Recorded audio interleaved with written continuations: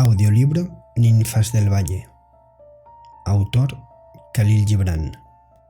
Narrador Juan José Palanca. Ciencia del saber. Ninfas del Valle, 1948. Marta. El padre de la niña murió cuando Marta estaba todavía en la cuna, y su madre falleció antes de que la niña cumpliera 10 años de edad. Fue a vivir sus años de orfandad en la casa de un pobre vecino que con su mujer y sus hijos vivía de los frutos de la tierra en una pequeña y aislada aldea, en uno de los hermosos valles del Líbano. Al morir el padre de Marta, por toda herencia le dejó su nombre y una pobre cabaña que se alzaba entre nogales y álamos. De su madre solo había heredado lágrimas de dolor y su orfandad total. Vivió como una extranjera en la tierra que la había visto nacer, sola, entre árboles frondosos y altas rocas. Cada mañana, la niña caminaba descalza, vestida de harapos, e iba a ordeñar a las vacas a una región del valle donde el pasto era rico, y allí se sentaba la niña a la sombra de un árbol. Canta con los pajarillos y lloraba con el arroyo mientras enviciaba a las vacas por disponer de abundante comida. Contemplaba las flores y el revoloteo de las mariposas. Al hundirse el sol en el horizonte, el hambre se apoderaba de ella, y volvía a la cabaña a sentarse junto a la hija de su tutor y a comer una escasa ración de pan de maíz, con un poco de fruta seca y frijoles humedecidos en vinagre y aceite de oliva. Después de la frugal cena, extendía paja seca en el suelo, en un rincón, y se acostaba, reposando la cabeza en sus brazos. Luego se dormía y suspiraba, y deseaba que la vida fuera un sueño largo y profundo, sin ensueños y sin despertar.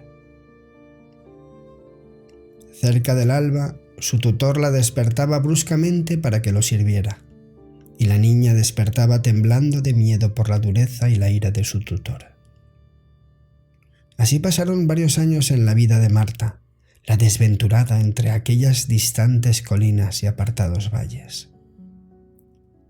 Pronto comenzó a sentir la niña en su corazón el despertar de emociones que hasta entonces no había tenido. Era como estar consciente del perfume del corazón de una flor. Extraños sueños y pensamientos se arremolinaban en ella, como un rebaño que cruzara un río. Despertaba en ella la mujer y parecía tierra fresca y virgen preparada para recibir la semilla del conocimiento y para sentir las huellas de la experiencia. Era una muchacha retraída y pura, a la que un decreto inescrutable del destino había exiliado en aquella granja apartada, cuya vida se regía en todas sus fases con las estaciones del año. Era como una sombra de un dios desconocido que residiera entre la tierra y el sol. Los que hemos pasado la mayor parte de nuestra existencia en ciudades llenas de gente, sabemos muy poco de la vida de quienes habitan en los pueblos y en las aldeas apartadas del Líbano. Nos arrastra la corriente de la civilización moderna. Hemos olvidado, o por lo menos así lo pensamos, la filosofía de esa vida hermosa y simple, llena de pureza y de candor espiritual. Pero si volviéramos la mirada hacia esa vida, la veríamos sonreír en la primavera, la veríamos durmiendo la siesta al sol del verano, la veríamos cosechar en el otoño y reposar en el invierno, y la consideraríamos como a nuestra madre naturaleza en todos sus estados de ánimo. Somos más ricos en bienes materiales que aquellos aldeanos, pero el espíritu del campesino es más noble que el nuestro. Nosotros sembramos mucho y no cosechamos nada. En cambio, todo lo que ellos siembran lo cosechan. Nosotros, los que vivimos en la ciudad, somos esclavos de nuestros apetitos. Ellos son los hijos de la alegría simple. Nosotros bebemos en la copa de la vida un líquido enturbiado con amargura, desesperación, temores y hastío. Ellos beben el claro vino de la vida sencilla. Marta llegó a la edad de 16 años. Su alma era un reluciente espejo que reflejaba toda la hermosura de los campos, y su corazón era como los anchos valles que repetía como el eco los sonidos de la naturaleza. Un día de otoño, en que el campo parecía lleno de tristeza, la muchacha se sentó junto a un arroyo, sintiendo que su alma estaba libre de la prisión terrenal, como los pensamientos de la imaginación de un poeta, y contemplaba la danza de las hojas amarillas conforme iban cayendo de los árboles. Veía cómo el viento jugaba con esas hojas, así como la muerte juega con las almas de los hombres. Observaba las flores marchitas, con sus corazones secos y rotos en 1000 pedazos. Las flores almacenaban sus semillas en el seno de la tierra, así como las mujeres esconden sus joyas en tiempos de guerra y disturbios. Mientras la muchacha permanecía contemplando las flores y los árboles, compartiendo el dolor de las plantas en el otoño, oyó el sonido de cascos de caballos en las rotas piedras del valle. Volvió la cabeza y vio que un jinete avanzaba lentamente hacia ella. Sus arneses y su ropa hablaban de riqueza y bienestar. Aquel jinete desmontó y la saludó amablemente, con modales delicados que ningún hombre había tenido con ella. «He perdido el camino que conduce a la costa. ¿Podrías indicármelo?», le preguntó.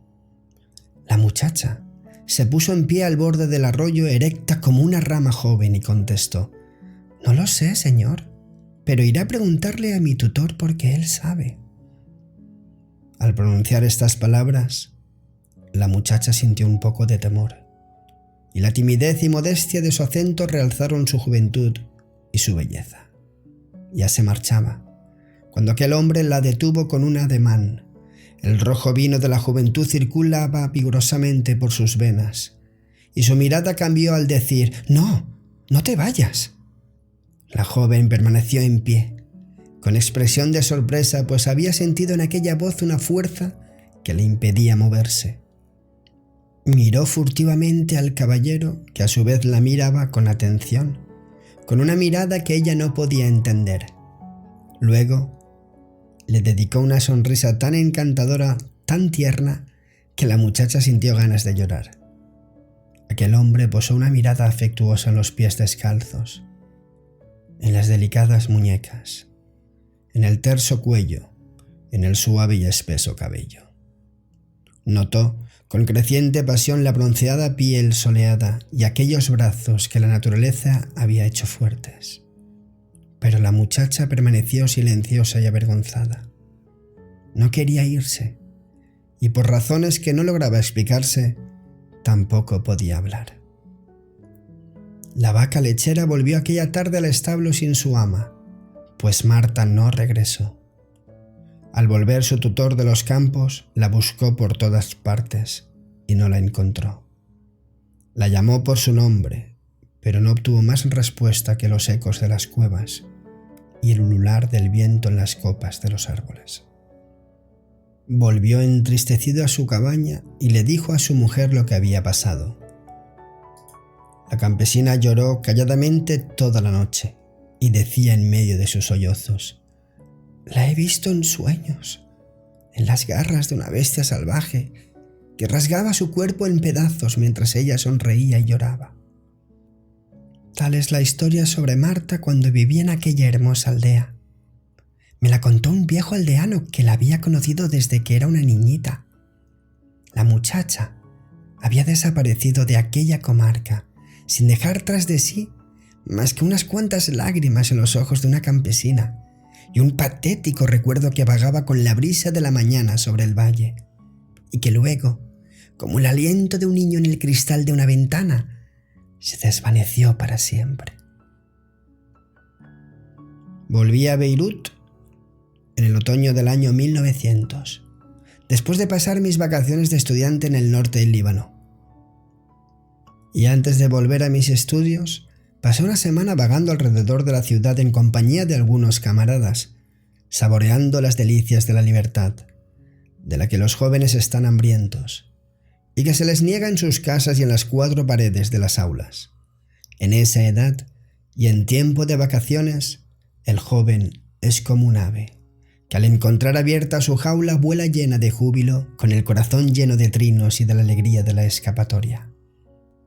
La juventud es un bello sueño, pero su dulzura se ve esclavizada por el hastío de los libros y su despertar es doloroso. ¿Acaso llega un día en que los hombres sabios pueden unir los sueños de la juventud y el deleite del aprendizaje como la confidencia une a los corazones en conflicto? ¿Acaso llega un día en que el maestro del hombre sea la naturaleza, la humanidad, su libro y la vida, su escuela? ¿Llegará ese día? No lo sabemos, pero sentimos la urgencia que nos impulsa hacia arriba, hacia el progreso espiritual, y ese progreso es comprensión de la belleza que existe en todo lo creado, mediante la bondad que existe en nosotros, y la expansión de la felicidad mediante nuestro amor por esa belleza. Aquella tarde estaba yo sentado en el porche de mi casa, observando los movimientos de la gente y escuchando los pregones de los vendedores ambulantes, cada cual alabando la excelencia de sus mercancías y alimentos, cuando un muchachito se me acercó. Tendría unos 5 años de edad, vestía harapos y en el hombro llevaba una bandeja llena de ramitos de flores. Con voz temblorosa y débil, como si fuera parte de su herencia de largos sufrimientos, me pidió que le comprara unas flores. Observé aquella carita pálida, donde brillaban unos ojos negros oscurecidos con las sombras de la enfermedad y la pobreza. Su boca era como una cicatriz abierta en un pecho herido. Sus delgados brazos desnudos y su cuerpecito macilento se doblaban por el peso de la bandeja de ores, como un rosal marchito entre frescas plantas verdes. Vi todo esto de una sola mirada y sonreí sintiendo lástima, con una sonrisa en la que había la amargura de las lágrimas.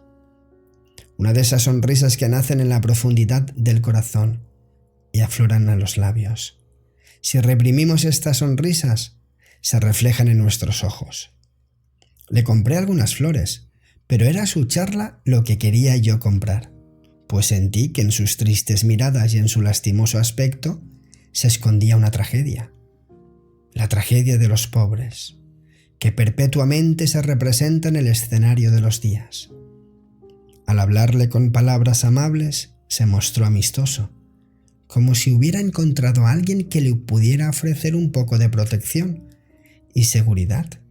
Me miró asombrado, porque los de su clase solo están acostumbrados a recibir malos tratos de los otros niños, que consideran a los muchachos de la calle como cosas despreciables, y no como a pequeñas almas heridas por las flechas de la desventura. Luego le pregunté su nombre. «Fuad», contestó, con los ojos fijos en el suelo. Proseguí. «¿De quién eres hijo? ¿Y dónde está tu familia?» «Soy el hijo de Marta, mujer del pueblo de Van». «¿Y quién es tu padre?», le pregunté. Movió la cabecita, como aquel que ignora quién es su padre.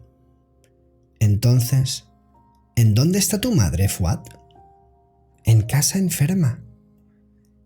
Estas escasas palabras salidas de los labios de aquel niño resonaron en mis oídos con acentos familiares, y en mi más profundo sentimiento se formaron extrañas imágenes de melancolía, pues supe, en el acto, que la desventurada Marta, cuya historia había yo oído de los aldeanos, vivía enferma en Beirut.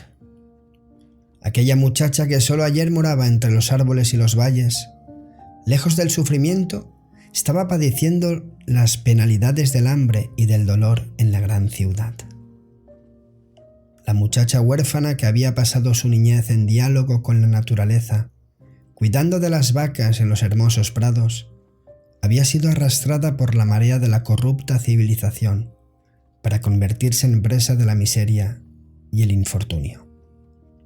Al pasar estas ideas por mi mente, el niño seguía mirándome como si viera con los ojos de su inocente espíritu el sufrimiento de mi corazón. El muchachito hizo ademán de retirarse, pero yo le tomé la mano y le dije: «Llévame donde está tu madre, quiero verla». Me condujo por las calles, caminaba delante de mí silencioso y asombrado. De vez en cuando miraba hacia atrás para comprobar si verdaderamente yo lo iba siguiendo. Sentía temor y pena. Caminé por sucias callejuelas donde el aire estaba turbio con el aliento de la muerte, y pasamos por casuchas donde los hombres viciados se entregaban a malas acciones tras las cortinas de la noche. Pasamos por callejones donde el viento silbaba como una serpiente, y yo caminaba detrás de aquel muchachito de tiernos años, de inocente corazón y mudo valor. Tenía el valor de los que están familiarizados con la maldad de una ciudad que en el Medio Oriente se conoce como la novia de Siria y la perla de la corona de reyes. Por fin, llegamos a un suburbio miserable y el muchachito entró en una morada humildísima, a la que el paso de los años había convertido en lastimosas ruinas. Entré detrás de él, sintiendo que mi corazón latía apresuradamente. Me vi en medio de un cuartucho en donde el aire era húmedo. Por todos los muebles había una lámpara cuya débil luz cortaba la oscuridad con amarillentos rayos, y un camastro cuya apariencia hablaba de la más extremada pobreza, de abandono y necesidad. En aquel camastro dormía una mujer con el rostro vuelto hacia la pared, como si en ella quisiera refugiarse de las crueldades del mundo, o acaso viera en las carcomidas piedras un corazón más tierno y compasivo que el de los hombres. El niño se acercó a la mujer gritando: «¡Madre! ¡Madre!». La mujer se volvió hacia nosotros y vio al niño, que me señalaba. Hizo un movimiento defensivo bajo los harapos que la cubrían, y con voz amarga por los sufrimientos de un espíritu en agonía exclamó: «¿Qué quieres de mí, hombre? ¿Vienes a comprar los últimos restos de mi vida para saciar tu sed de placer? Apártate de mí, pues las calles están llenas de mujeres dispuestas a vender sus cuerpos y sus almas a bajo precio.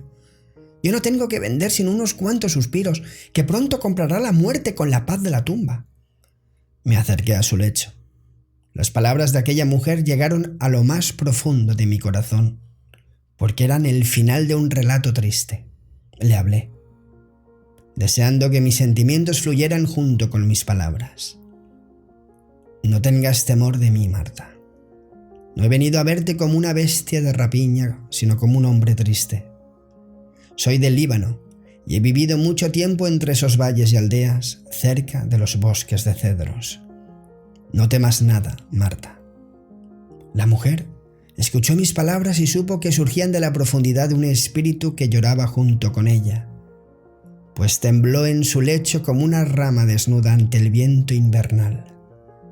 Se llevó las manos a la cara, como si quisiera ocultarse de aquel triste recuerdo, aterrador en su dulzura y amargo en su belleza.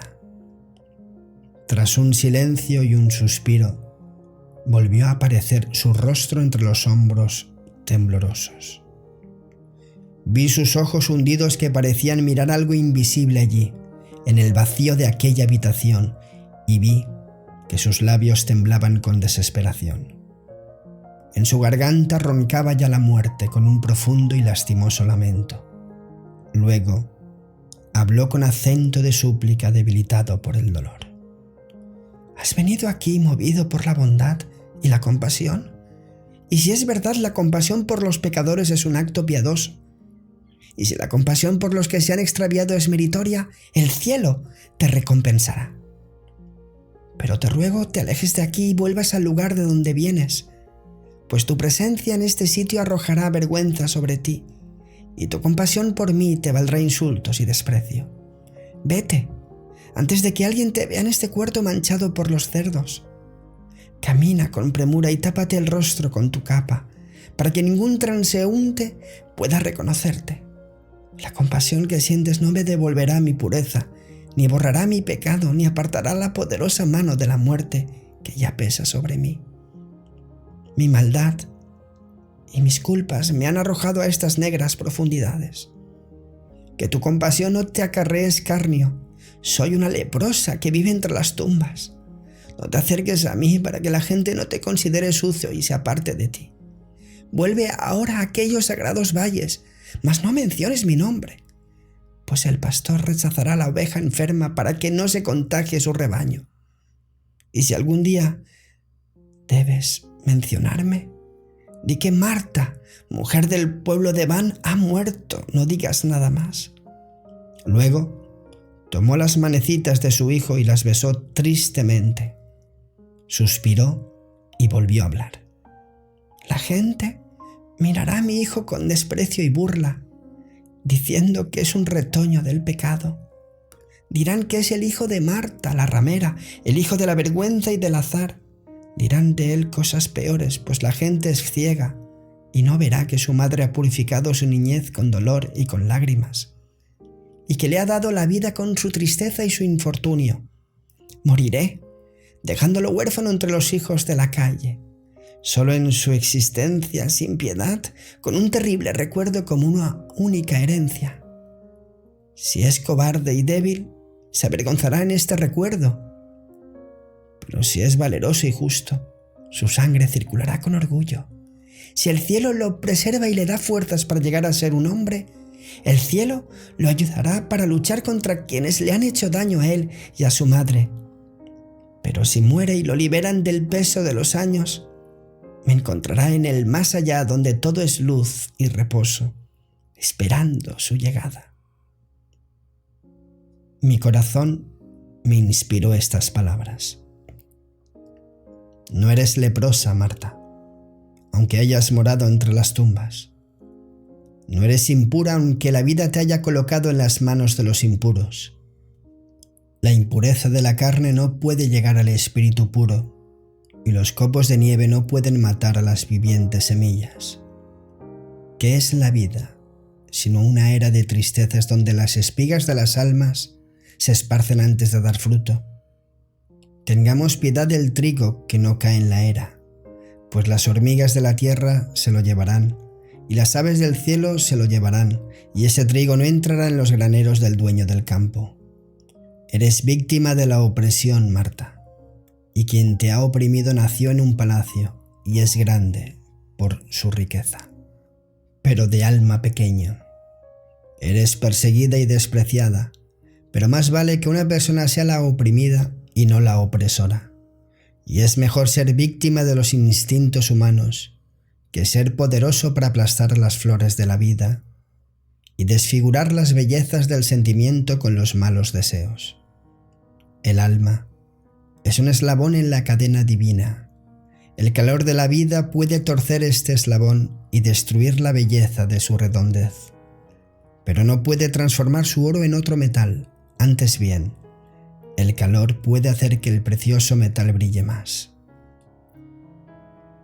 Pero ay de aquel que sea débil y que permita que el fuego lo consuma y lo convierta en cenizas para que los vientos las esparzan sobre la faz del desierto. Sí, Marta, eres una flor aplastada por la plata del animal que se oculta en el ser humano. Pesados pies han pasado sobre ti y te han abatido, pero no han aniquilado esa fragancia que sube con el lamento de las viudas y el lloro de los huérfanos y el suspiro de los pobres hacia el cielo, fuente de la justicia y de la misericordia. Que te sirva de consuelo, Marta, saber que eres la flor aplastada y no el pie que la ha aplastado. Marta me había escuchado atentamente, y en su rostro brillaba un poco de consuelo, como las nubes cuando las iluminan los suaves rayos del sol poniente. Me invitó a sentarme al lado de ella. Así lo hice, tratando de leer en sus elocuentes facciones las ocultas sombras de su triste espíritu. Tenía la mirada de los que saben que están a punto de morir. Era la mirada de una muchacha aún en la primavera de la vida, que siente los pasos de la muerte aproximándose a su lecho. La mirada de una mujer olvidada, que hacía poco cantaba por los hermosos valles del Líbano, llena de vida y energía, y que en aquel momento exhausta solo esperaba la liberación de los lazos de la existencia. Tras un silencio conmovido, aquella mujer reunió sus últimas fuerzas y empezó a hablar, y sus lágrimas dieron un significado más profundo a sus palabras, pues parecía poner el alma en cada débil sollozo, y me dijo: «Sí, soy una mujer oprimida. Soy la presa del animal que vive en el hombre, la flor pisoteada. Yo estaba sentada al borde del arroyo cuando él pasó a caballo. Me habló amablemente y dijo que era yo hermosa, que me amaba y que nunca me olvidaría. También dijo que los grandes espacios eran sitios desolados y que los valles eran la morada de las aves y de los chacales. Me tomó en sus brazos, me atrajo hacia su pecho y me besó. Hasta entonces no conocía yo el sabor de los besos, pues era yo una huérfana desamparada. Me subió a la grupa de su caballo y me llevó a una hermosa casa solitaria. Allí me dio vestidos de seda y perfume y ricos manjares. Todo esto lo hizo sonriendo, pero detrás de sus palabras dulces y de sus ademanes amorosos ocultaba su lujuria y sus deseos animales. Y cuando estuvo satisfecho con mi cuerpo y con la humillación de mi espíritu, se fue, dejándome una viva llama que fue creciendo suavemente.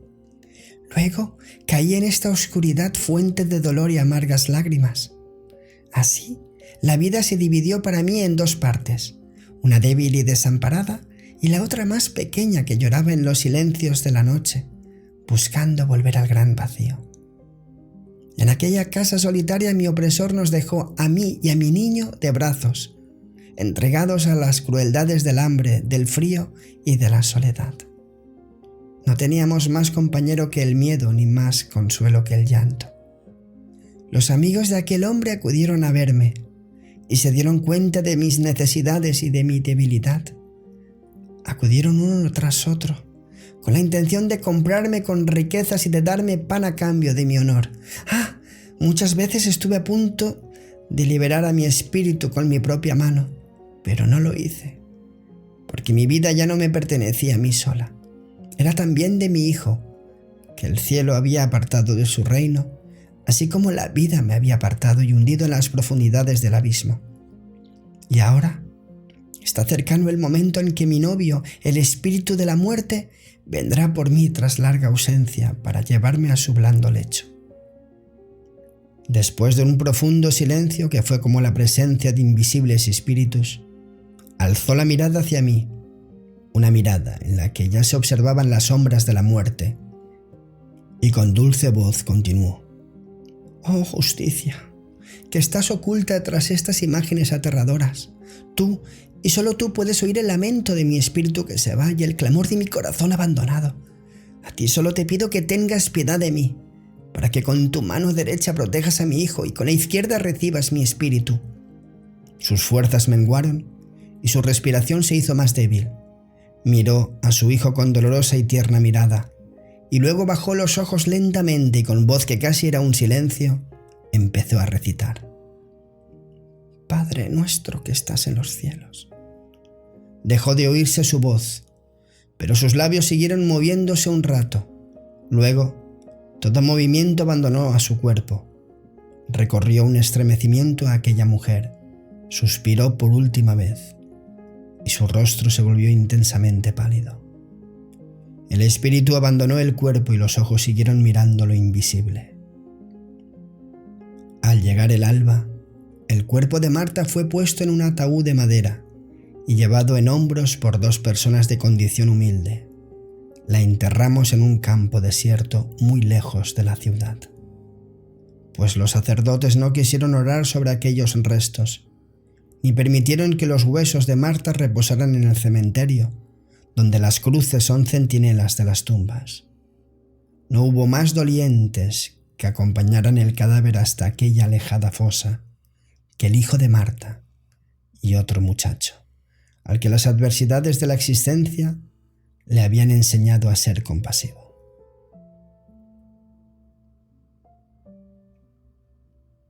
el polvo de las edades y el fuego eterno. Otoño del año 116 a.C. Era una noche silenciosa y todo ser viviente dormía en la ciudad del sol. Las lámparas de las casas esparcidas alrededor de los grandes templos, entre olivos y laureles, se habían apagado hacía mucho. La luna se alzaba en el horizonte bañado con sus rayos la blancura de las altas columnas de mármol que se erguían como gigantescos centinelas en la noche tranquila, custodiando los santuarios de los dioses. Estos centinelas parecían mirar asombrados y temerosos hacia los picos del Líbano, que más allá se alzan majestuosos en las distantes alturas. En aquella hora mágica que transcurría entre los espíritus de quienes dormían y los sueños del infinito, Natán, hijo del gran sacerdote, entró en el templo de Astarte. Llevaba en la mano temblorosa una antorcha, con la que encendió la lámpara y los incensarios. Se alzó en el aire el dulce olor del incienso y de la mirra, y la imagen de la diosa estaba adornada con un delicado velo, como el velo del deseo y la ansiedad que envuelve el corazón humano. Natán se postró ante el altar recubierto de marfil y oro, alzó las manos en ademán de súplica y dirigió los ojos llenos de lágrimas hacia el cielo. Con voz ahogada por el dolor y rota por lastimeros sollozos exclamó: «¡Piedad, oh gran Astarte! ¡Piedad, oh diosa del amor y de la belleza! Ten piedad de mí y aparta la mano de la muerte de mi amada, a la que mi alma ha escogido para cumplir tu voluntad». Las pociones y los polvos de los médicos no han surtido efecto y los conjuros de los sacerdotes y de los sabios han sido en vano. Solo me queda recurrir a tu sagrado nombre, para que me ayudes y me socorras. Escucha mi plegaria, mira mi contrito corazón y la agonía de mi espíritu, y permite que la que es parte de mi alma viva para que podamos regocijarnos en los secretos de tu amor y exultar en la belleza de la juventud que proclama tu gloria. Desde las profundidades de mi ser clamo a ti, sagrada Astarte. De la oscuridad de esta noche busco la protección de tu misericordia. Escucha mi súplica. Soy tu siervo Natán, hijo de Hiram el sacerdote, que ha dedicado su vida al servicio de tu altar. Amo a una doncella a la que he escogido entre todas, pero los espíritus malignos han soplado en ella, en su hermoso cuerpo, el aliento de una extraña enfermedad. Han enviado al mensajero de la muerte para que la conduzca a sus encantadas cuevas. Este mensajero está ahora rugiendo como una bestia hambrienta cerca de su lecho, extendiendo sus negras alas sobre ella y extendiendo sus garras para arrancarla de mi lado. Por eso he venido a suplicarte. Ten piedad de mí y déjala vivir. Es una flor que aún no ha vivido el verano de su existencia, un pajarillo cuyos trinos gozosos que saludan a la aurora se han interrumpido. Sálvala de las garras de la muerte y te cantaremos alabanzas y quemaremos ofrendas para gloria de tu nombre. Traeremos víctimas a tu altar y llenaremos tus vasos con vino y dulce aceite aromático, y esparciremos en tu tabernáculo rosas y jazmines. Ante tu imagen quemaremos incienso y agradable aloe. Sálvala, oh diosa de los milagros, y permite que el amor conquista la muerte, pues tú eres la reina del amor y de la muerte. Natán dejó de hablar un momento, llorando y suspirando en su profundo dolor. Luego continuó: «¡Ay de mí, sagrada Astarte! Mis sueños son pesadillas y el último aliento de mi vida se está aproximando. Mi corazón está muriendo dentro de mí y mis ojos se llenan de ardientes lágrimas. Sosténme con tu compasión y deja que mi amada permanezca conmigo». En aquel momento, uno de los esclavos de Natán entró en el templo, se acercó lentamente a él y le susurró al oído: «Señor, ella ha abierto los ojos y te busca, pero no te ve. He venido por ti, pues te llama constantemente». Natán se levantó y salió del templo con paso apresurado, seguido de cerca por su esclavo. Al llegar a su palacio, entró en la habitación donde yacía la joven enferma y se detuvo a su cabecera. Le tomó la delgada mano y se la besó muchas veces como si quisiera infundir nuevo aliento en aquel cuerpo enflaquecido.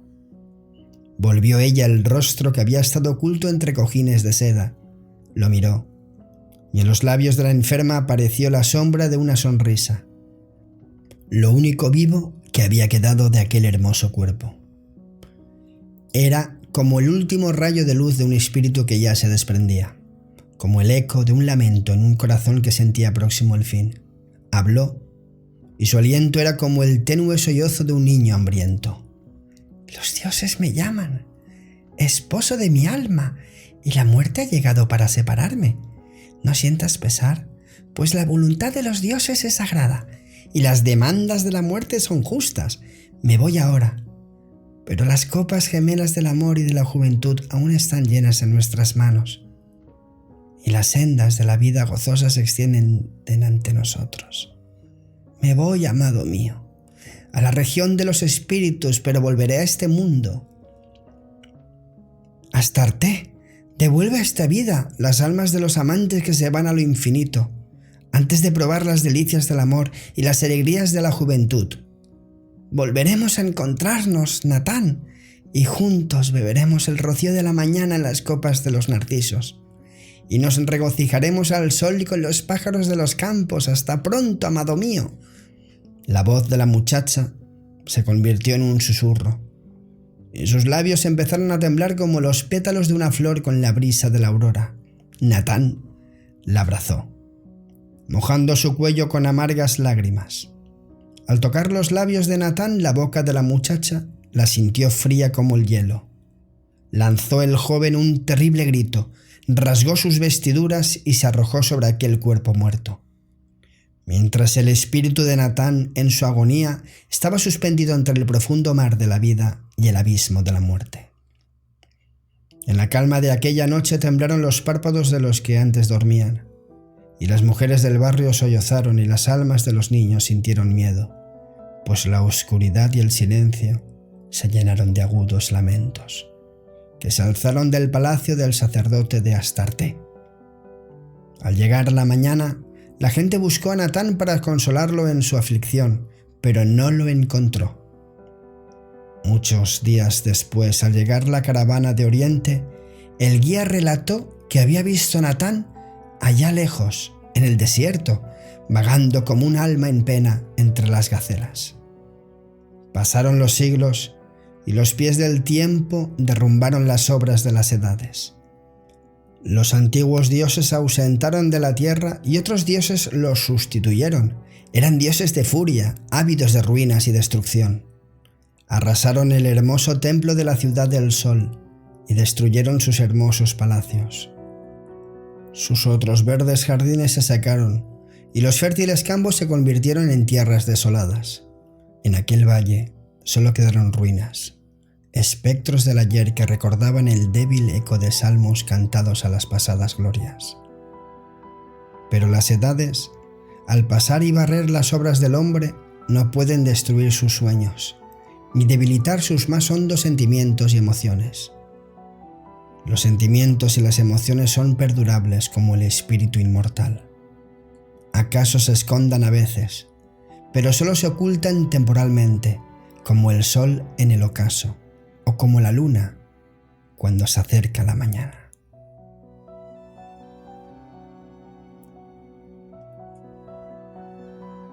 Primavera de 1890. El día estaba muriendo. La luz se desvanecía mientras el sol recogía sus ropajes de las llanuras de Baalbek. Ali al-Huswaini conducía a su rebaño hacia las ruinas del templo y se detuvo para sentarse en las caídas columnas. Parecían las costillas de un soldado que se hubieran dejado allí hacía mucho tiempo, rotas en la batalla y desnudadas por los elementos. Las ovejas se reunían en torno de él, paciendo y sintiéndose protegidas por las melodías de su flauta. Llegó la medianoche, y los cielos arrojaron las semillas del mañana en sus oscuras profundidades. Los párpados de Ali se sintieron cansados de los espectros de la vigilia. Su mente estuvo fatigada de las procesiones de seres imaginarios, marchando en el silencio profundo entre aquellos muros en ruinas. Apoyó su cabeza en el brazo al sentir que el sueño se deslizaba por todo su cuerpo y suavemente cubría su insomnio con los pliegues de su velo, como una niebla ligera cuando toca la superficie de un calmado lago. Olvidó así su ser terrestre y vio su ser espiritual, su ser oculto. Se llenó de ensueños que trascienden las leyes y las enseñanzas de los hombres. Apareció ante sus ojos una extraña visión y le revelaron las cosas ocultas. Su espíritu se desprendió de la procesión del tiempo que se apresura hacia la nada. Se irguió solitario ante las cerradas filas de pensamientos y encontradas emociones. Supo o intuyó por primera vez las causas del hambre espiritual que atormentaba a su juventud. Era un hambre en la que se conjugaban todas las amarguras y todas las dulzuras de la existencia. Era una sed que hacía surgir en un solo grito la ansiedad y la serenidad de la plenitud. Era un anhelo que aún toda la gloria de este mundo no puede opacar y el curso de la vida no lo puede ocultar. Por primera vez en su existencia, Ali al-Huswaini sintió una extraña sensación ante las ruinas de aquel templo. Fue una sensación sin forma, el recuerdo de incienso saliendo de los incensarios. Un sentimiento obsesivo que tocaba las fibras de su espíritu como los dedos del músico, las cuerdas de su laúd. Y surgía aquella sensación del ámbito de la nada, o acaso de sí mismo. Fue creciendo la sensación hasta que abrazó todo su ser espiritual. Sintió su alma invadida por un éxtasis parecido a la muerte, en su oscuridad y en su dulzura, con un dolor grato en su amargura, acariciador en su dureza. Era algo que surgía de los vastos espacios de un minuto de duermevela, un minuto que dio nacimiento a las formas de todas las edades, así como todas las naciones nacen de una semilla. Ali miró el templo en ruinas, y su fatiga dio lugar a un despertar del espíritu. Percibió claramente en su forma original las ruinas del altar y los lugares de las columnas caídas y las bases de los muros derribados. Sus ojos se deslumbraron y su corazón latió con fuerza, como si un ciego recobrara la vista de pronto y empezó a ver y reflexionó. Y de aquel caos de pensamientos confusos, mezclado con la reflexión, nacieron los fantasmas del recuerdo y lo recordó todo. Recordó aquellos pilares cuando se erguían majestuosos y orgullosos. Recordó las lámparas de plata y los incensarios, rodeando la imagen de una diosa reverenciada.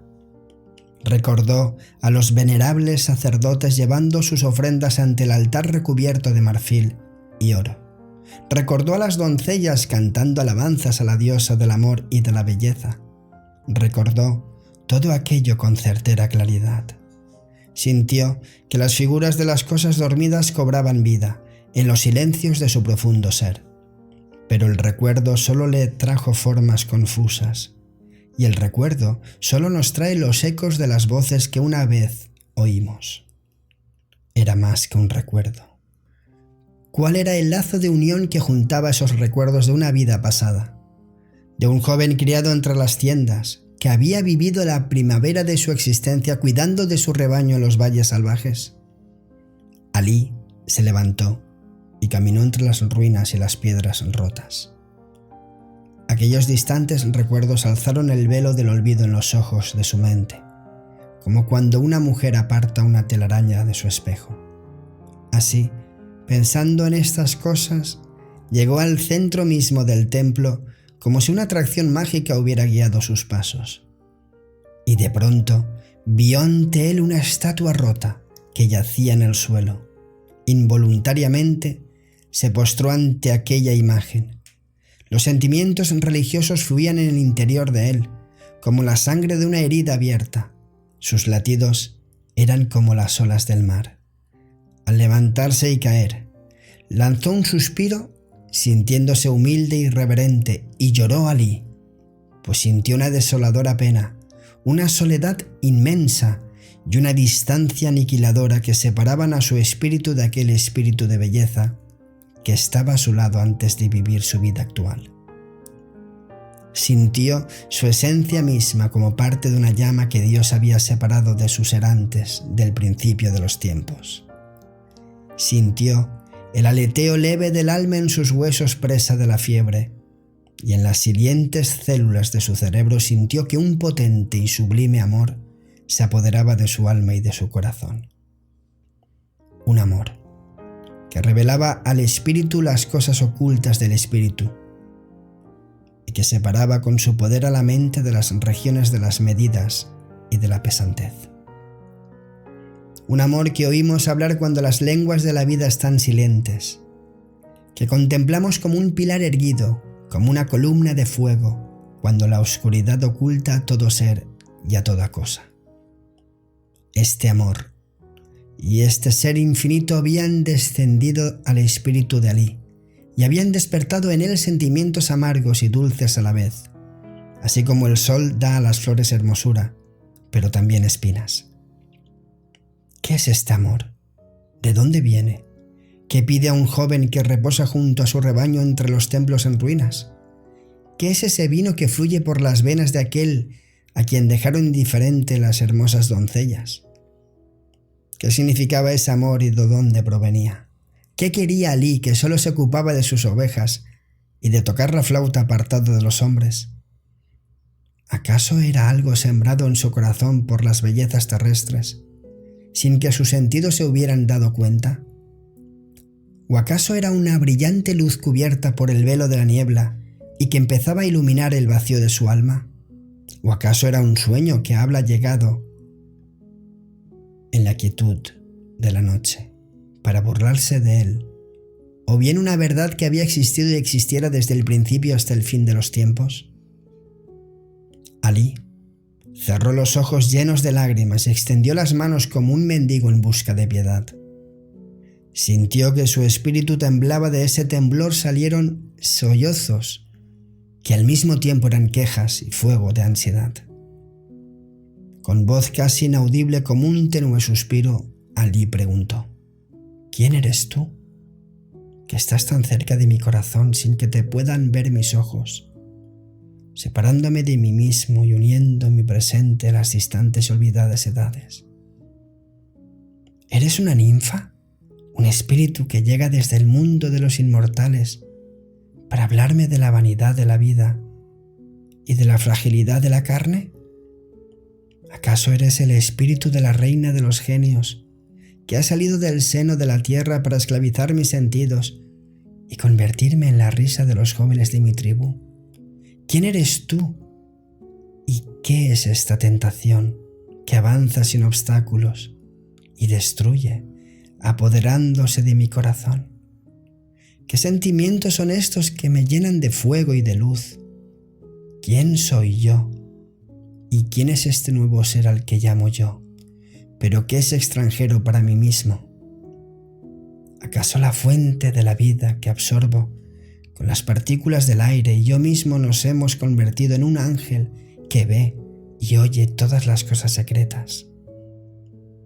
¿Acaso estoy ebrio con el aliento del demonio y estoy ciego a las cosas reales? Alí permaneció callado largo rato. Su emoción cobró fuerza y su espíritu pareció crecer. Luego volvió a hablar y dijo: «Oh tú, que te revelas al espíritu y te acercas a él, oculto en la noche y distante. Oh hermoso espíritu que vagas en los espacios de mis sueños. Has despertado en mí sentimientos que dormían como semillas de flores ocultas bajo la nieve, y que has pasado como una brisa, vehículo del aliento de los campos.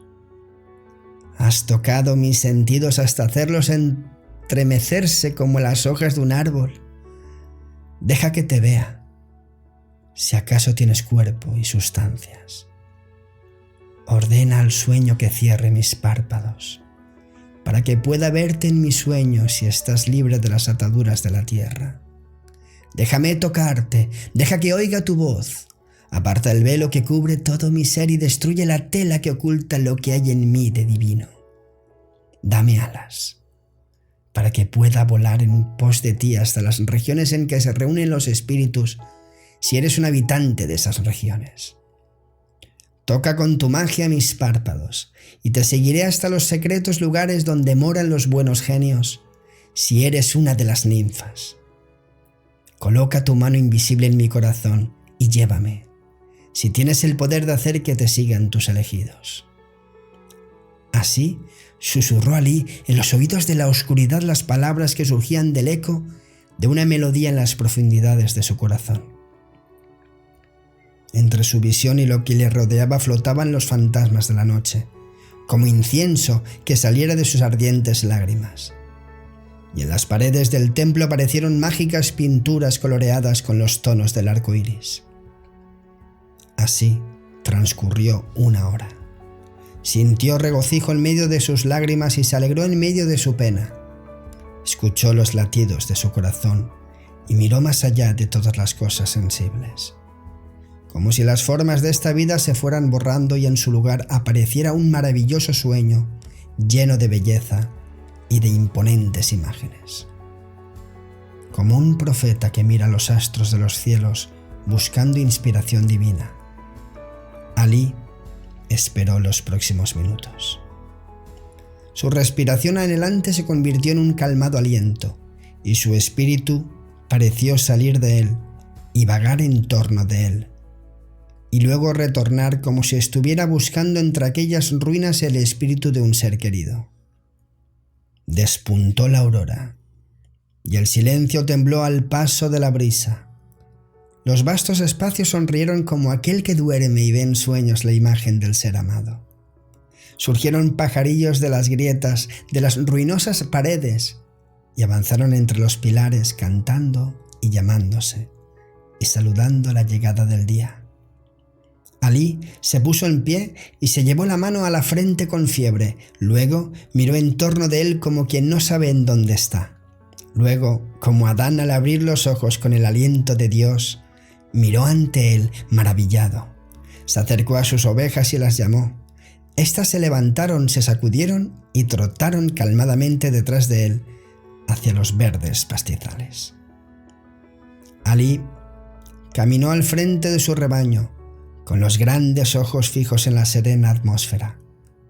Sus sentidos interiores huyeron de la realidad para revelarle los secretos y las cosas ocultas de la existencia, para hacerle ver lo que había sucedido en las edades pasadas y lo que todavía tenía que ocurrir, y la visión fue como un relámpago que le hizo olvidarse de todo y volver a su angustia y a su vago anhelo. Y encontró entre él mismo y el espíritu de su espíritu un velo como una pantalla entre el ojo y la luz.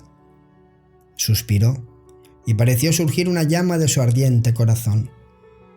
Llegó al arroyo cuyos murmullos proclamaban los secretos de los campos, y se sentó en su orilla, debajo de un sauce cuyas ramas se sumergían en el agua, como si quisieran succionar la dulzura del líquido elemento.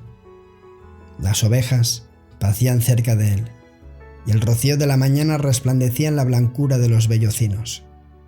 Al cabo de un minuto, Alí volvió a sentir que se aceleraban los latidos de su corazón, y volvió a sentir también la inquietud de su espíritu. Como aquel que despierta los rayos del sol, volvió la mirada en torno de él y vio que una muchacha que llevaba un cántaro en el hombro surgía de entre los árboles. Lentamente, la joven caminaba hacia el arroyo. Sus pies descalzos estaban húmedos de rocío, y cuando se aproximó al borde del arroyo miró hacia la ribera opuesta y su mirada se encontró con la de Alí. La joven lanzó un grito, dejó caer el cántaro al suelo y retrocedió unos pasos. Era la actitud de quien vuelve a encontrar a alguien que se había extraviado. Pasó un minuto, cuyos segundos fueron como lámparas que alumbraban el camino entre ambos corazones. Se creó del silencio una extraña melodía que envolvió a ambos jóvenes en el eco de vagos recuerdos y que los llevó a otro sitio, rodeados de sombras y de figuras, muy lejos de aquel arroyo y de aquellos árboles. Se miraron uno al otro con implorantes miradas, y cada uno encontró favor en los ojos del otro, y escuchó los suspiros del otro con los oídos del amor. Se comunicaron en todas las lenguas del espíritu, y cuando la plena comprensión y el pleno conocimiento estuvo en sus dos almas gemelas, Alí cruzó el arroyo, como guiado por un invisible poder. Se acercó a la muchacha, la abrazó y le besó los labios, el cuello y los párpados. La joven permaneció inmóvil en brazos de Alí, como si la dulzura de aquel abrazo le hubiera robado la voluntad y como si aquellas caricias tiernas le hubieran quitado toda su fuerza. Se entregó a las caricias como la fragancia del jazmín a las corrientes de aire. Apoyó la cabeza en el pecho de su amado como un ser lleno de fatiga y que al fin encuentra el reposo, y suspiró profundamente con un suspiro que expresó el nacimiento de la dicha y de la calma en un corazón solitario, y que expresó también el palpitar de la vida que había estado durmiendo y que en ese momento despertaba. La joven alzó la cabeza y miró a los ojos de su amado, con esa mirada que no necesita del lenguaje habitual de los hombres y que elige el silencio para expresar el amor. Era el lenguaje del espíritu. Era la mirada de quien no se conforma con el amor sea un alma prisionera en el cuerpo de las palabras. Ambos amantes caminaron entre los sauces y la individualidad de cada uno fue un lenguaje de dos individualidades fundidas en un solo ser. Y los oídos escucharon en silencio la inspiración del amor. Y los ojos contemplaron la gloria de la felicidad. Las ovejas lo seguían, mordisqueando las flores y las hierbas, y los pajarillos surgían de todas partes, acompañándolos con trinos encantadores. Al llegar los dos amantes al otro extremo del valle, el sol ya había salido por completo, extendiendo en las alturas un manto dorado. Tomaron asiento en una roca que protegía con su sombra unas tímidas violetas. La muchacha fijó la mirada en los negros ojos de Alí, mientras la brisa jugaba con los cabellos del joven, y era como si unos labios invisibles la estuvieran besando. Sentía que unos dedos mágicos le acariciaban la lengua y los labios, avasallando su voluntad. Al cabo de un rato, la muchacha habló y dijo con una dulzura que casi fue una herida en el alma de Alí: «Astarte ha hecho que nuestras almas regresen a esta vida, amado mío, para que las delicias del amor y la gloria de la juventud no nos sean extrañas». Alí cerró los ojos, porque la música de aquellas palabras cristalizaron las formas de un sueño que había tenido a menudo. Sintió que invisibles alas lo transportaban lejos de aquel sitio, hasta un recinto de extraña forma. Allí se vio a sí mismo en pie, al lado de un lecho en el que yacía el cuerpo de una hermosa mujer, cuya belleza se había llevado la muerte al quitarle el calor de los labios. Gritó, angustiado, al contemplar aquella horrible escena. Luego abrió los ojos y vio a la doncella, sentada al lado de él. En aquellos labios había una sonrisa de amor, y en aquella mirada fulguraban los rayos de la vida. El rostro de Alí se iluminó, su espíritu se sintió reconfortado, huyeron las visiones aterradoras y se olvidó del pasado y del futuro. Los amantes se abrazaron y bebieron el vino de 2 besos hasta satisfacer su sed de amor. Durmieron uno en brazos del otro hasta que las sombras se disiparon y hasta que el calor del sol los despertó. Yuhana el loco. Durante el verano, Yuhana salía todas las mañanas a los campos, conduciendo sus bueyes y llevando al hombro el arado, mientras escuchaba los trinos de los pájaros y el murmullo del viento en las hojas de los árboles. A mediodía se sentaba a orillas del danzante riachuelo que se abría paso entre los verdes prados, y allí comía, dejando siempre los restos de su comida en la hierba para los pajarillos. Por las tardes, al ocultarse el sol y llevarse la luz del día, volvía a su humilde morada en las colinas, desde donde podían verse las aldeas del norte del Líbano. Allí se sentaba a la mesa en compañía de sus ancianos padres y escuchaba en silencio su conversación y sus comentarios sobre los acontecimientos diarios, y poco a poco se apoderaba de él un sueño reparador. Durante el invierno se sentaba junto al fuego de la chimenea y escuchaba los suspiros del viento y el grito de los elementos, observando cómo una estación del año sucede a la otra. Miraba desde su ventana los valles cubiertos con su manto de nieve y los árboles desprovistos de hojas como una multitud de menesterosos abandonados al intenso frío y a los vientos huracanados.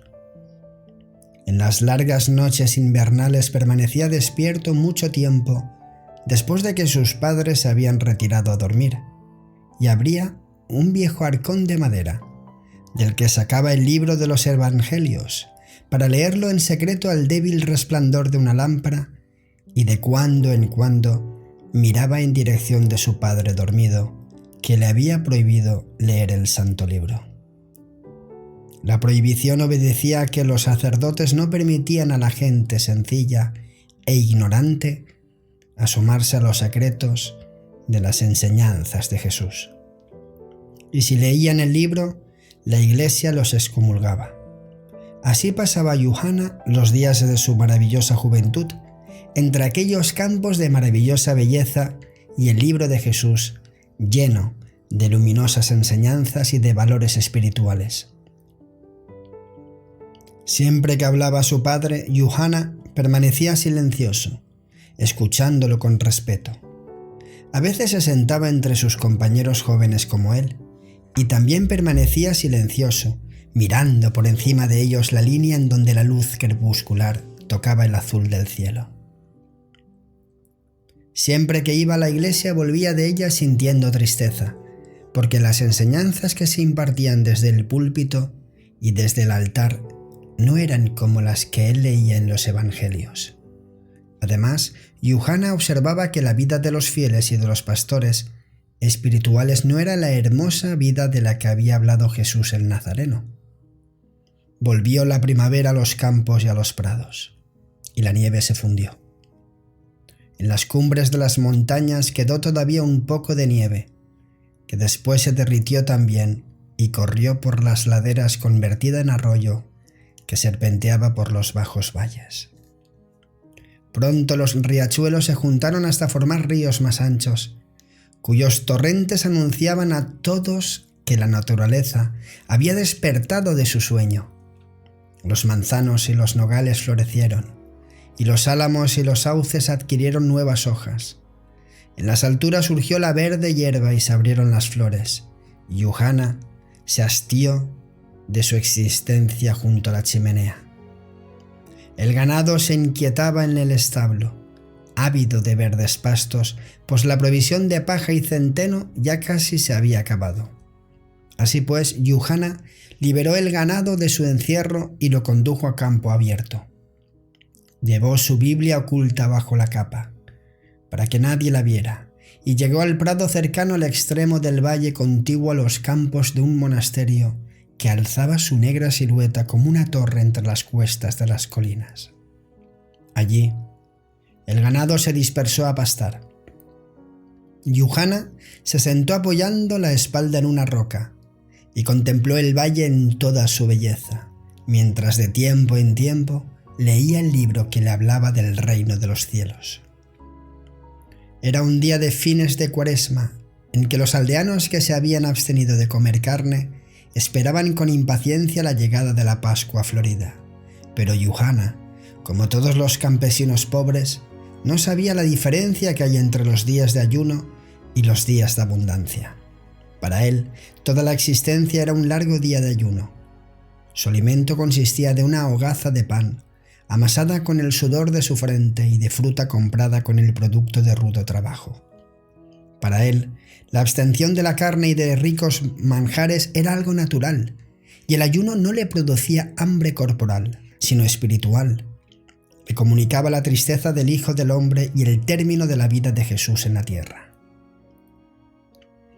Los pajarillos revoloteaban en torno a Yuhana, llamándose unos a otros, y había bandadas de palomas que volaban sobre su cabeza. Las flores se mecían suavemente al compás de la brisa, bañándose en los calurosos rayos del sol. Y Yuhana leía, concentrado en su libro, y de tiempo en tiempo alzaba la cabeza reflexionando en lo que leía. Veía las cúpulas de las iglesias de las aldeas esparcidas por el valle, y oía el tañer de las campanas. Cerró los ojos y dejó que su espíritu se remontara a través de los siglos hasta la vieja Jerusalén, para seguir las huellas de Jesús por las calles, preguntando a los transeúntes por él. Imaginó que le respondieron: aquí, él curó a los ciegos y a los paralíticos. Allí le hicieron una corona de espinas y se la colocaron en la cabeza. En estas calles, él detuvo su paso y habló a la gente en parábolas. En ese sitio lo ataron a un pilar y le escupieron el rostro y lo flagelaron.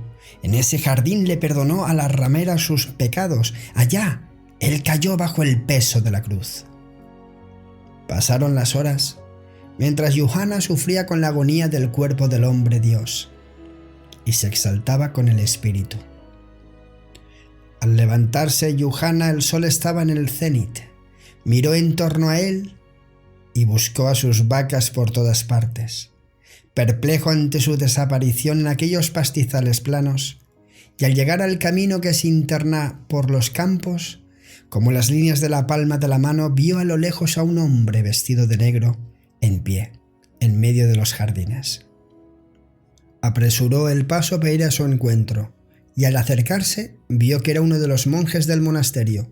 Yuhana inclinó la cabeza, saludó al monje y le preguntó si había visto a sus becerros en los jardines. El monje, tratando de ocultar su cólera, miró intensamente a Yuhana y le contestó en tono áspero: «Sí, los he visto. Allá están. Ven conmigo y los verás». Yuhana siguió al monje. Hasta que llegaron al monasterio, allí vio a sus becerros encerrados en un corral, atados con sogas y custodiados por otro monje. Aquel monje llevaba en la mano una gruesa vara, con la que pegaba a las bestias cada vez que se movían. Al intentar Yuhana entrar en el corral para llevarse a sus animales, el monje lo asió de la capa y, volviendo la cabeza hacia la puerta del monasterio, gritó: «¡Aquí está el pastor culpable! ¡Lo he capturado!». Al oír aquel grito, los sacerdotes y los monjes acudieron, encabezados por el superior, que se distinguía de sus compañeros por su ropa de fina tela y sus facciones severas. Rodearon a Yuhana como soldados que se disputaran el botín. Yuhana se dirigió al superior y le dijo en tono amable: «¿Qué he hecho para que me llaméis criminal? ¿Y por qué me habéis capturado?». El superior le contestó con voz ríspida: «Has traído a pastar a ese ganado en tierras del monasterio y han echado a perder nuestras vidas. Nos hemos apoderado de los animales porque el pastor es responsable del daño que ocasione el ganado».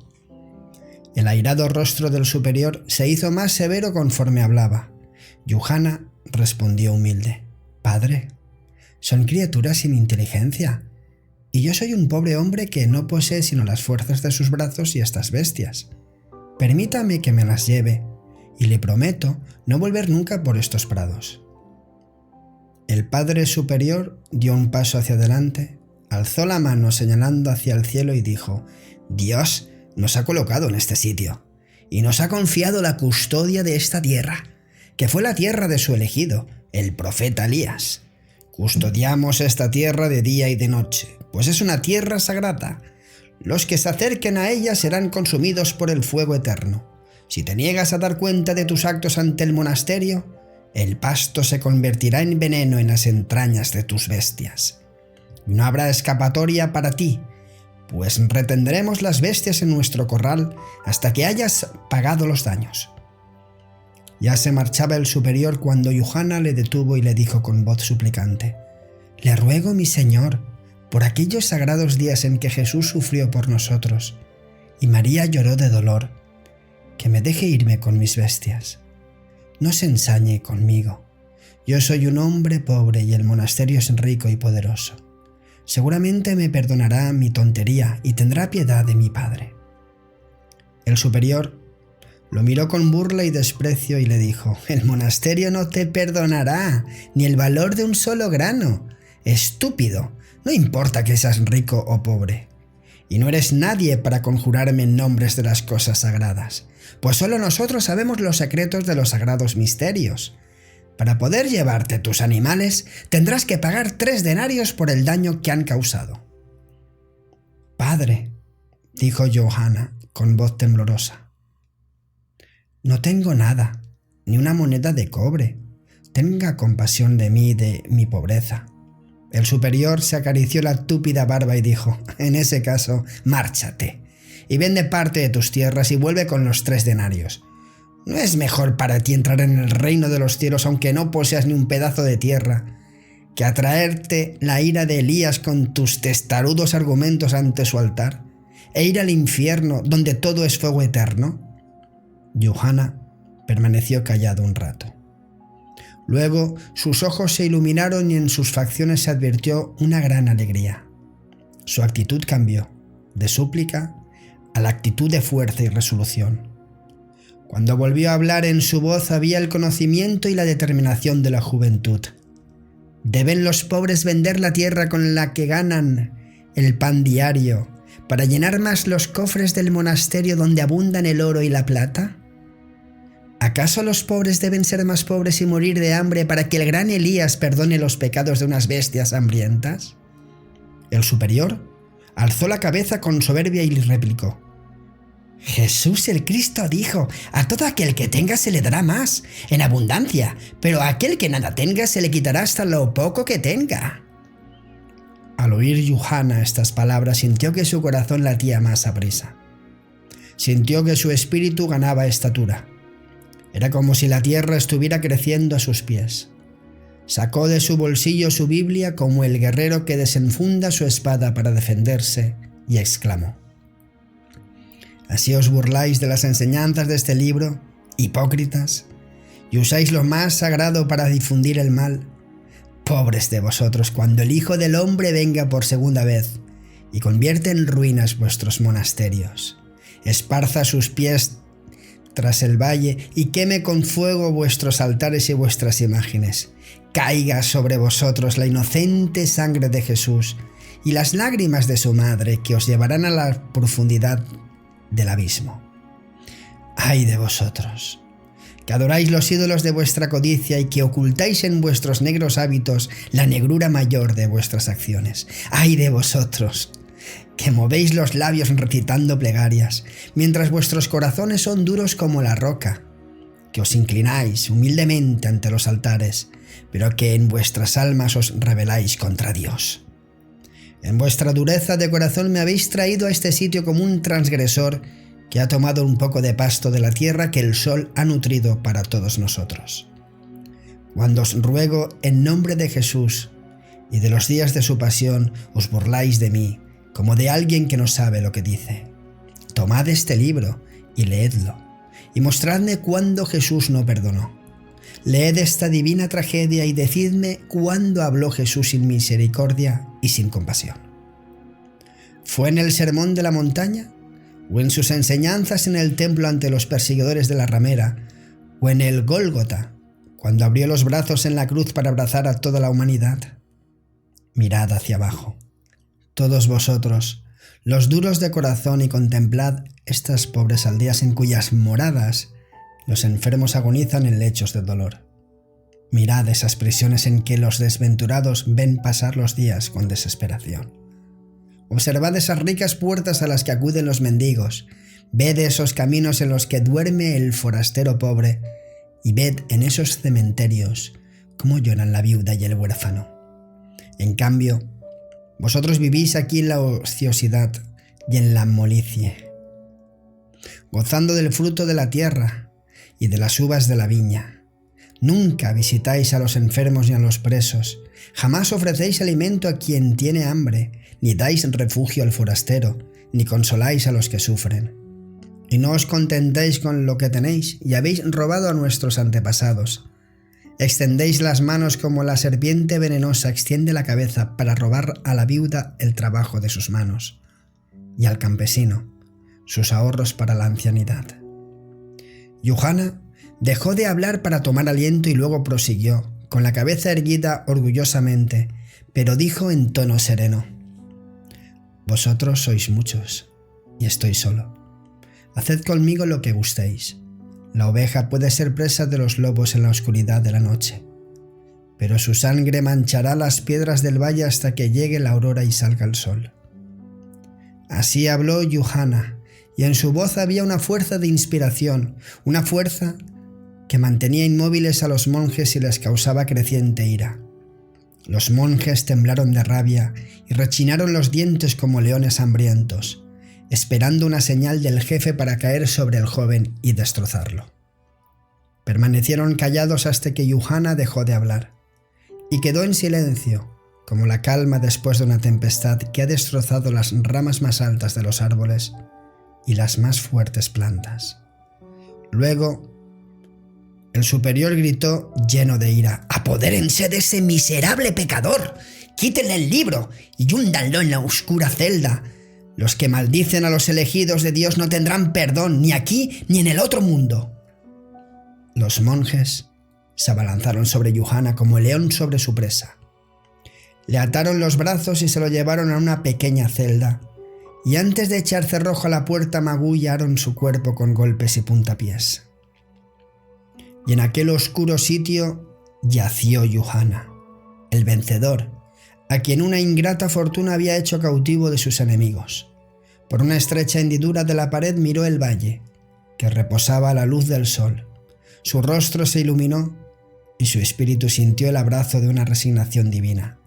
Se apoderó de él una dulce tranquilidad. La reducida celda mantenía en prisión su cuerpo, pero su espíritu se sentía libre y vagaba con la brisa entre los prados y las ruinas. Las manos de los monjes habían lastimado sus miembros, pero no habían tocado sus más profundos sentimientos, y en ellos sentíase en paz y seguro en compañía de Jesús de Nazaret. La persecución no hace daño al justo, ni la opresión destruye a quien esté del lado de la verdad. Sócrates bebió la cicuta sonriendo. Pablo se regocijó cuando lo apedrearon. Solo nos daña oponernos a la oculta conciencia, pues cuando la traicionamos nos hiere. Los padres de Yuhana se enteraron de lo que había ocurrido a su único hijo. La madre acudió al monasterio caminando con ayuda del bastón y se arrojó a los pies del Padre Superior. Lloró y le besó las manos e imploró perdón para su hijo y su ignorancia. El padre prior alzó los ojos al cielo como quien está más allá de las cosas de este mundo y le dijo a la mujer: «Podemos perdonar el atolondramiento de tu hijo y ser tolerantes con su tontería, pero el monasterio tiene derechos sagrados que deben respetarse.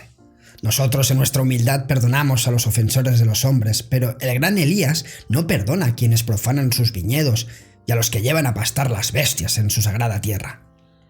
La madre miró al monje mientras le corrían amargas lágrimas por las arrugadas mejillas. Luego se quitó del cuello un collar de plata y poniéndolo en la mano del monje le dijo: «Padre, lo único que tengo es este collar que mi madre me regaló el día de mi boda. Espero que el monasterio lo acepte como pago de la culpa de mi único hijo». El padre superior tomó el collar y lo guardó en su bolsillo. Y mientras aquella madre le besaba las manos con gratitud, le dijo: «Ay, de esta generación que ha interpretado al revés los versículos del libro sagrado y que ha comido uvas amargas. Ve en paz, buena mujer, y ruega al cielo que cure a tu hijo y le devuelva la razón». Yuhana salió de la prisión y caminó lentamente conduciendo su ganado. A su lado iba su madre, apoyada en un bastón y doblada bajo el peso de los años. Cuando llegaron a la cabaña, el muchacho encerró a las bestias en el establo y se sentó en la ventana en silencio contemplando la luz del ocaso. Al poco rato oyó que su padre le susurraba al oído a su madre: «Sara, muchas veces te he dicho que nuestro hijo era débil de cabeza, pero nunca estuviste de acuerdo conmigo. Ahora no me contradigas, porque sus actos han dado razón a mis palabras. Lo que te dijo ahora el Padre Superior te lo he estado diciendo desde hace años». Yuhana se quedó inmóvil. mirando hacia el oeste, donde los rayos del sol poniente coloreaban las densas masas de nubes. Era el tiempo de la Pascua florida, y a los días de ayuno sucedieron los días de regocijo. Se había terminado el nuevo templo que se alzaba sobre las casas de Beth-Sharri, como el palacio de un príncipe en medio de las humildes moradas de sus súbditos. La gente estaba reunida y esperaba la llegada del obispo, que iría a consagrar el santuario y los altares. Y cuando ya se acercaba la hora de la llegada del prelado, la gente salió de la aldea en procesión y el dignatario entró con ellos en la aldea en medio de cantos de alabanza de los campesinos y de cánticos solemnes de los sacerdotes, entre música de címbalos y tañer de campanas. Al apearse, el obispo de su caballo, que llevaba una hermosa silla híbrida de plata, salieron a recibirlo los religiosos y los notables de la aldea, que le dieron la bienvenida con solemnes palabras y cantos litúrgicos. Al llegar el obispo a la nueva iglesia lo revistieron con ropas talares bordadas de oro y le pusieron una corona incrustada de piedras preciosas. Luego le dieron el báculo finamente tallado y lleno de gemas. Recorrió toda la iglesia, cantando en compañía de los demás sacerdotes, mientras en el aire ascendían volutas de rico incienso perfumado y ardían muchas velas encendidas. En aquella hora, Yuhana estaba entre los pastores y campesinos, en un estrado observando el espectáculo con mirada triste. Suspiraba amargamente al ver por un lado ropas de seda y vasos de oro, incensarios y costosas lámparas de plata, y por otro lado veía a los campesinos vestidos pobremente, que habían acudido de sus pequeñas aldeas a regocijarse con el festival y con la ceremonia de la consagración. Por un lado veía a los poderosos vestidos de terciopelo y raso, por el otro, los miserables iban cubiertos de lastimosos harapos. La riqueza y el poder daban lustre a la religión con los cantos litúrgicos, y los pobres humildes y debilitados se regocijaban con los misterios de la resurrección. Las plegarias y los susurros que surgían de los corazones rotos flotaban en el éter. Por un lado, los líderes y los notables estaban llenos de vida como los cipreses lozanos. Por otro lado, allí estaban los campesinos, los que se someten, cuya existencia es un barco capitaneado por la muerte. Aquellos cuyo timón está roto por las olas y cuyas velas desgarra el viento. La gente pobre que se debate entre la angustia del abismo y el terror de la tormenta. Por un lado, la tiranía opresora. Por otro, la ciega obediencia. ¿Acaso son parientes una y otra? ¿Acaso es la tiranía un árbol fuerte que solo crece en tierras bajas? ¿No es acaso la sumisión un campo abandonado en el que solo crecen espinas? Estas tristes reflexiones y estos pensamientos torturantes ocupaban el ánimo de Yuhana. Se golpeaba el pecho y se llevaba las manos a la garganta temiendo ahogarse, como si su aliento quisiera escapársele del pecho. Y así permaneció hasta que terminó la ceremonia de la consagración, cuando la gente empezó a dispersarse. Yuhana empezó a sentir que un espíritu que flotaba en el aire lo instaba a levantarse y a hablar en su nombre. En medio de la muchedumbre, un poder desconocido lo impulsaba a predicar ante el cielo y la tierra. Fue Yuhana al extremo de la plataforma y, alzando la mirada, hizo con la mano una señal hacia los cielos. Con voz potente que llamó la atención de los circunstantes, gritó: «¡Mira, oh Jesús, hombre de Nazaret, que está sentado en el círculo de luz en las alturas! Mira, desde la cúpula azul de los cielos esta tierra cuyos elementos tú llevaste como túnica. Míranos, fiel campesino, pues las espinas han matado las flores cuyas semillas hiciste germinar con el sudor de tu frente. Mira, oh buen pastor, pues el débil cordero que llevaste en el hombro han sido despedazado por bestias salvajes. Tu sangre inocente se desperdicia en la tierra, y tus ardientes lágrimas se han secado en los corazones de los hombres. La tibieza de tu aliento se ha esparcido en los vientos del desierto. Este campo hollado por tus pies se ha convertido en un campo de batalla donde los pies de los poderosos aplastan las costillas de los desposeídos. donde la mano del opresor ahoga el espíritu del débil. Los perseguidos gritan en la oscuridad y quienes se sientan en los tronos en tu nombre no oyen tales gritos, tampoco oyen los llantos de los afligidos, quienes predican tus palabras desde los púlpitos. El Cordero que tú enviaste como mensajero del Señor de la vida se ha vuelto una bestia de rapiña que hace pedazos al Cordero que tú llevaste en brazos. El mundo de la vida que tú trajiste desde el corazón de Dios está oculto en las páginas de los libros, y en vez de la vida hay un clamor de miedo y miseria en todos los corazones. Esta gente, oh Jesús, ha erigido templos y tabernáculos a la gloria de tu nombre, y los ha adornado con preciosas sedas y oro fundido. Para ello han dejado desnudos a los pobres, tus elegidos, en las frías calles. Sin embargo, los sacerdotes queman incienso y encienden velas. Les han robado el pan a los que creen en tu divinidad. Y mientras el aire forma eco a sus salmos y a sus himnos, los sacerdotes no oyen el clamor del huérfano ni las lamentaciones de la viuda. Por tanto, ven por segunda vez, oh Jesús, y arroja del templo a los que comercian con la religión, pues han hecho de ella un asqueroso nido de víboras lleno de veneno. Ven, y amonesta a estos césares que han robado a los pobres lo que es de Dios. Contempla la viña que plantó tu mano derecha. Los gusanos han devorado sus tiernas ramas y sus uvas son pisoteadas, sin provecho alguno. Considera a todos aquellos a quienes trajiste la paz y ve cómo están divididos y cómo pelean entre sí. Las víctimas de sus guerras somos las almas turbadas y los corazones oprimidos. En los días de fiesta y en las celebraciones religiosas, los sacerdotes alzan la voz deseando gloria a Dios en las alturas y paz en la tierra y alegría a todos los hombres. Es tu Padre Celestial glorificado cuando labios corruptos y lenguas mentirosas pronuncian su nombre.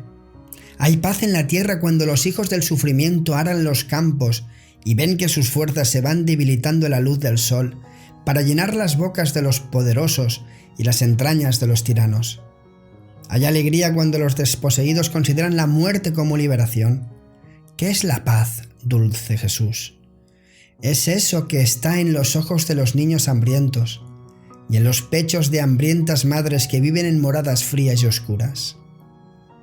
Es lo que está en los cuerpos de los menesterosos que duermen en lechos de piedra soñando con alimentos que nunca les llegan, pues los sacerdotes los arrojan a los cerdos. ¿Qué es la alegría, oh Jesús? Existe alegría cuando un príncipe puede comprar la fuerza de los hombres y el honor de las mujeres por unas cuantas monedas de plata. Puede existir la alegría en esos callados esclavos de cuerpo y alma, cuyos ojos están deslumbrados con las joyas y los anillos y las ropas de seda de los sacerdotes. Hay regocijo en los gritos de los oprimidos cuando los tiranos caen sobre ellos espada en mano y aplastan los cuerpos de sus mujeres y de sus hijos con los cascos de los caballos, haciendo que la tierra se embriague con la sangre de los pobres. Extiende tu poderosa mano, oh Jesús, y sálvanos, pues la mano del opresor pesa sobre nosotros. O envíanos a la muerte, que nos conduzca a la tumba, donde reposaremos en paz hasta segunda venida, protegidos por la sombra de tu cruz. Porque en verdad nuestra vida es solo el reino de la oscuridad, cuyos habitantes son espíritus malignos y un valle donde las serpientes y los dragones pululan. Nuestras vidas no son sino espadas que en la noche se ocultan en nuestros lechos y que en el día cuelgan sobre nuestras cabezas siempre que el amor a la existencia nos conduce a los campos. Ten piedad de nosotros, oh Jesús, de estas multitudes que se reúnen en tu nombre el día de la resurrección. Ten compasión de nuestra debilidad y de nuestra humildad. Así habló Yuhana mirando al cielo, mientras la gente lo rodeaba. Algunos aprobaron sus palabras y lo elogiaron, otros se enojaron y lo amonestaron. Un campesino gritó: «Dice la verdad, y nos habla poniendo de testigo al cielo, pues somos los oprimidos». Otro comentó: «Este hombre es un poseído del demonio, y nos habla con la lengua de un espíritu del mal». Otro más dijo: «Nunca hemos oído tantas tonterías, ni queremos escucharlas». Y otro más susurró al oído de su vecino: «Al oír su voz, sentí un temblor que estremeció mi corazón, pues este hombre habló con un extraño poder». Y aquel vecino le contestó: «Así es, pero nuestros pastores religiosos saben más que nosotros de estas cosas. Es un error dudar de ellos». Y mientras los gritos surgían de todas partes y se convertían en un clamor como el de las olas del mar, que se dispersa y se pierde en el éter, apareció un sacerdote que se apoderó de Yuhana y lo entregó a la policía. Lo condujeron a la residencia del gobernador y le hicieron preguntas a las que no contestó, recordando que Jesús había permanecido callado ante sus perseguidores. Así pues, lo arrojaron en oscura cárcel y allí durmió aquella noche Yuhana, apoyando la cabeza en el muro de piedra. Y a la mañana siguiente el padre de Yuhana se presentó ante el gobernador a dar testimonio de la locura de su hijo. «Señor», dijo el padre de Yuhana, «a menudo lo he oído balbucear en su soledad y hablar de cosas extrañas que no existen. Noche tras noche ha hablado en el silencio con palabras extrañas, llamando a las sombras con voz terrible como los hechiceros cuando formulan encantamientos. Pregunta a los muchachos vecinos que son sus compañeros, pues ellos saben que la mente de mi hijo se sentía atraída por un mundo extraño. Cuando estos muchachos le hablaban, él rara vez les respondía. Y cuando hablaba, las palabras de mi hijo eran confusas y nada tenían que ver con su conversación. Pregunten a su madre, pues ella más que nadie sabe que el alma de nuestro hijo ha perdido la razón. Muchas veces lo ha visto mirar el horizonte con la mirada perdida y lo ha oído hablar con pasión de los árboles, de los arroyos y de las flores, y de las estrellas con lenguaje infantil y confuso. Pregunten a los monjes del monasterio con los que tuvo una querella el día de ayer, burlándose de las cosas santas y despreciando la santa vida que ellos llevan. Mi hijo está loco, Señor, pero es amable con su madre y conmigo. Nos sostiene nuestra ancianidad y provee a nuestras necesidades con el sudor de su frente. Sé misericordioso con él y con nosotros, y perdónale sus locuras en honor de sus padres». Yuhana fue puesto en libertad, y cundió por todas partes la historia de su locura. Los jóvenes hablaban de él con burla, pero las doncellas lo miraban tristemente y decían: «Los cielos son responsables de las cosas extrañas en los hombres». Así, en este joven la belleza se une a la locura, y la luz de sus bellos ojos está unida a la oscuridad de su alma enferma.